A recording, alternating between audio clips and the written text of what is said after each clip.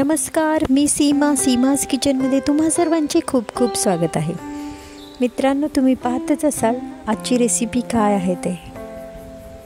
आजची रेसिपी असणार आहे नॉनव्हेजची रेसिपी. बऱ्याच दिवसांनी ही रेसिपी मी बनवते आहे आणि जास्त करून मी शक्यतो चिकनच्या रेसिपीज माझ्या चॅनलवर तुम्ही पाहिल्या असतील, कारण माझ्या मुलांना जास्त करून चिकनच आवडते आणि चिकनमध्येच मी व्हरायटी बनवत असते.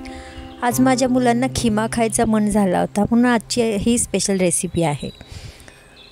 तुम्ही पाहतच असाल चिकनचा खिमा अगदी घरीसुद्धा तुम्ही बनवू शकता. मिक्सरवर फक्त मऊ पीस फिरवून घ्यायचे आहेत. इथे मी अर्धा किलो खिमा करून आणलेला आहे, मी घरी नाही केलेला. यामध्ये आपण अर्धा टीस्पून हळद पावडर घालून घेतलेली आहे. त्याचबरोबर 1 टीस्पून काश्मीरी मिरची पूड घातलेली आहे. 1 आणि अर्धी असं 1.5 टीस्पून मी इथे अद्रक आणि लसूणची पेस्ट वापरलेली आहे. हे आपले मॅरिनेशन असणार आहे. यामध्येच अगदी मेन पार्ट आपल्या खिम्यामध्ये असणार आहे, तो म्हणजे 5 ते 7 काड्या मी इथे पुदिन्याची पानं घेतलेली आहेत आणि ती बारीक कापून घेतलीत. त्याचबरोबर मुठभर कोथिंबीर घेतलेली आहे. 2 हिरव्या मिरच्या बारीक चिरून घेतलेल्या आहेत आणि 1/4 कप इथे मी दही वापरत आहे. अर्धा किलोला मी इथे 1/4 कप दह्याचा वापर केलेला आहे. दही आंबट घ्यायचं नाही आहे. जर आंबट दही तुम्ही वापरलं तर टोमॅटो वापरू नका. आता हे सर्व साहित्य आपण या खिम्याला पूर्णपणे लावून घेऊया. आणि त्यासोबत आपलं मीठ विसरलं होतं, आपण मीठसुद्धा टाकून घेतलेलं आहे. अर्धा टीस्पून मी ते घातलेलं आहे. परत आपण खिमा बनवत असताना सुद्धा घालणार असल्यामुळे नंतर आपल्याला चाखून मगच आपल्याला मीठ घालायचं आहे. आता हे आपण पूर्ण मसाला लावून 20 मिनिट असंच ठेवून देऊया. मी बोलले होते की खिमा घरच्या घरीसुद्धा करू शकतो. तर आपण चिकनचे पीस मऊ घ्यायचे आहेत आणि पल्स मोडवर 2 ते 3 वेळा फिरवून घ्यायचे आहेत. खिमा तयार होतो. आता आपले 20 मिनिट झालेले आहेत. खिमा छान मुरलेला आहे. इथे मी एक कढई घेतलेली आहे. कढईमध्ये आपण 2 टेबलस्पून तूप घालून घेतलेले आहे. तूप नॉनव्हेजच्या रेसिपीमध्ये तुम्ही म्हणाल, पण नॉनव्हेजच्या रेसिपीमध्ये तुपाचा तडकासुद्धा खूप छान लागतो. तूप गरम झालेलं आहे. यामध्येच आपण 2 लवंग, 2 मिरे, 1 इंच दालचिनीची तुकडा आणि 3 हिरव्या वेलची मी इथे घालून घेतलेल्या आहेत आणि अर्धा टीस्पून इथे जिरे वापरलेले आहेत. हे सर्व या तुपामध्ये परतून झाल्यानंतर आपण यामध्ये जो खिमा मॅरिनेट करून ठेवलेला होता तो यामध्ये घालायचा आहे. हे जे खडे मसाले आहेत ते फक्त फ्लेवरसाठी वापरलेले आहेत. तुम्ही खिमा परतून झाल्यानंतर हे मसाले काढून टाकले तरीसुद्धा चालेल. आता हा खिमा आपण मोठ्या आचेवर परतवून घ्यायचा आहे, जोपर्यंत याला स्वतःचं पाणी सुटत नाही आहे. आणि चिकनचा खिमा असल्यामुळे इथे कुकरमध्ये शिजवण्याची गरज नाही आहे, कारण चिकनचा खिमा पटकन शिजतो. जर तुम्ही मटणाचा खिमा बनवत असाल तोसुद्धा शिजतो असाच गॅसवर, पण जरा वेळ लागतो. त्यासाठी तुम्ही कुकरमध्ये सुद्धा करू शकता, पण इथे आपण चिकनचा खिमा घेतल्यामुळे मी इथे गॅसवरच शिजवून घेते आहे.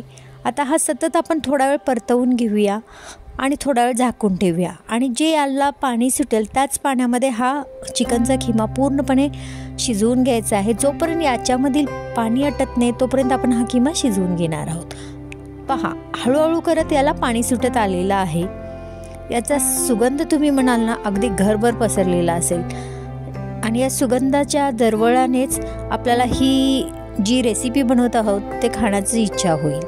थोडा वेळ झाकण ठेवून अशाच पद्धतीने मधून हलवत हा खिमा आपल्याला शिजवून घ्यायचा आहे. पहा, आता आपला जो खिमा आपण परतत होतो तो पूर्णपणे ड्राय होत आलेला आहे. अजूनसुद्धा थोडा वेळ आपण म्हणजे थोडासा खालून चटका बसूपर्यंत, म्हणजे थोडंसं लागूपर्यंत कढईला आपण हा खिमा परतून घ्यायचा आहे. त्याचा एक प्रकारचा आरोमाच खूप सुंदर छान वाटतो. पहा, पूर्णपणे पाणी आटलेलं आहे. आता आपण ह्याला बंद करूया गॅस आणि एक दुसरी कढई घेऊया. या कढईमध्ये आपण सुरुवातीला 3 टेबलस्पून इथे मी तेल घेतलेले आहे. तेल गरम झाल्यानंतर यामध्ये बारीक चिरलेला कांदा घालून घ्यायचा आहे.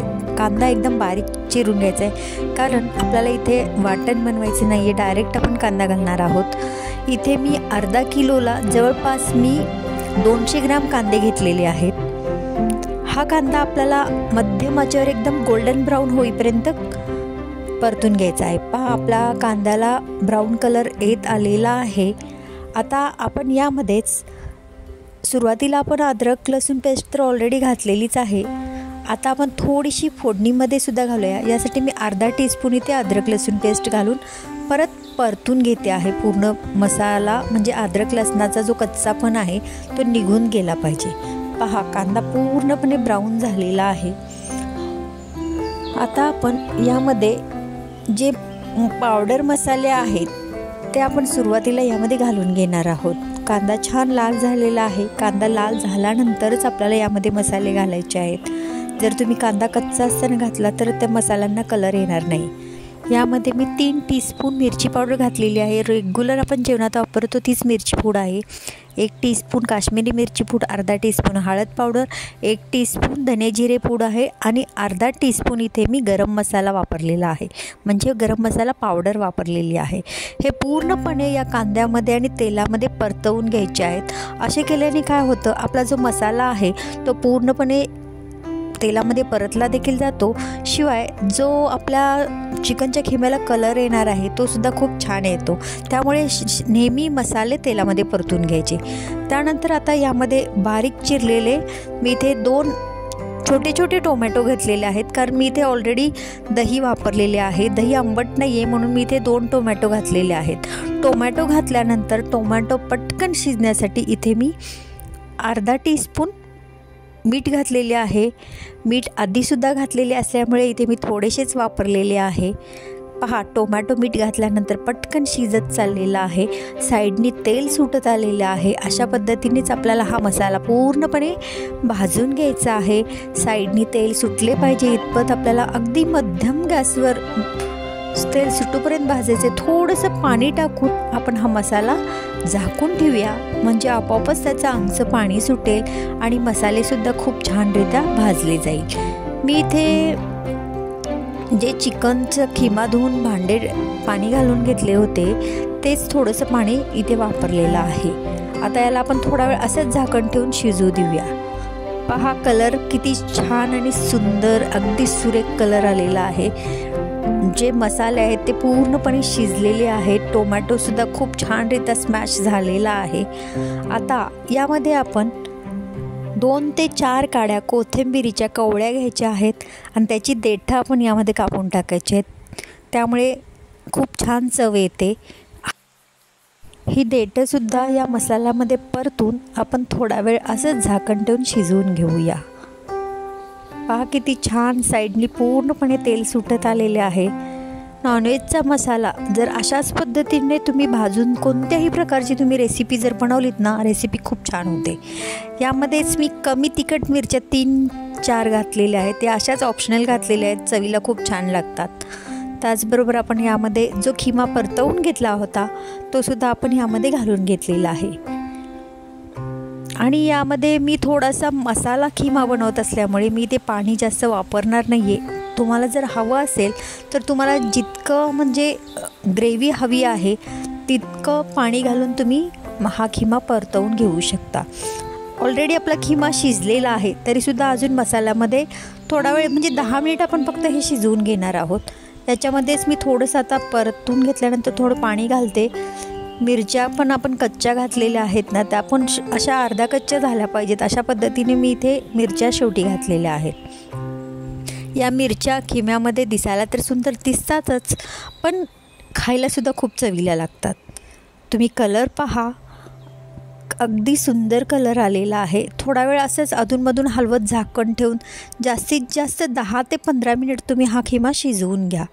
खूपच छान कलर आलेला आहे आणि चवीलासुद्धा खूप छान आहे. सर्वात शेवटी इथे आपण मेन इन्ग्रेडियंट्स आपला असणार आहे तो म्हणजे कसुरी मेथी हातावर चोळून घालायची आहे. आपली रेसिपी तयार झालेली आहे. वरून कोथिंबीर पेरून घेतलेली आहे. आता आपला गॅस बंद करूया. मस्त रसरशीत असा खिमा आपला तयार झालेला आहे. सुगंध अगदी घरभर दळवरलेला आहे. आपली रेसिपी तर तयार आहे। माझी रेसिपी तुम्ही संपूर्ण पाहिली असेल, कशी वाटली त्याबद्दल कमेंट करायला विसरू नका। रेसिपी जर आवडली असेल तर नक्की लाईक करा, जास्तीत जास्त तुमच्या फ्रेंड्स आणि रिलेटिव्समध्ये शेअर करा आणि तुम्हीसुद्धा एकदा करून पहा आणि कशी झाली ते मला कमेंटद्वारे कळवायला विसरू नका। त्याचबरोबर आपण अशाच नवनवीन प्रकारच्या रेसिपीज घेऊन येत असतो माझ्या चॅनेलवर, त्यामुळे तुम्ही माझ्या चॅनेलला सबस्क्राईब करायला विसरू नका। सबस्क्रिप्शन फ्री आहे आणि बाजूला जे बेल आयकॉन आहे ते प्रेस करायला सुद्धा विसरू नका, कारण नवीन रेसिपी ज्यावेळी मी अपलोड करेन त्याचे नोटिफिकेशन्स तुम्हाला लवकर मिळतील आणि त्या रेसिपी तुम्ही पटकन पाहाल। मित्रांनो, आपण पुन्हा भेटूया अशाच एखाद्या नवीन रेसिपीसोबत। तोपर्यंत स्वस्त खा, मस्त राहा, नेहमीच आनंदी राहा। तुम्ही माझी ही रेसिपी आजची वेळात वेळ काढून पाहिल्याबद्दल तुमचे मनापासून आभार। खूप खूप धन्यवाद।